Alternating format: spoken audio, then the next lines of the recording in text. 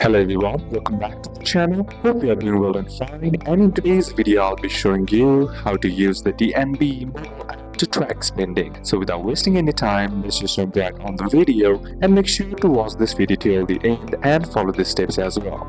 In order to use DNB for tracking your spending, first what you need to do is simply head over and open up the DNB application and log in with Bank ID, Face Unlock or your PIN. Then once there on the home screen, on the bottom menu you'll find a bunch of options and among them you'll find spending right here. Simply tap on that and once you're inside it, you'll see your accounts. Then simply tap the account you want to see spending for. Example, Conto, your main everyday account. Then the app will automatically sort your spending into categories such as groceries, restaurants, transport, shopping, bills and utilities, card payments and travel. You will see a circle chart or bar chart percentage spent and total money used in the selected month. Then next is to switch between months. Simply tap on the left or right arrow at the top and you can see this month, last month or other months, which is great for comparing how much you normally spend. Then next is to tap a category to see details, like example groceries.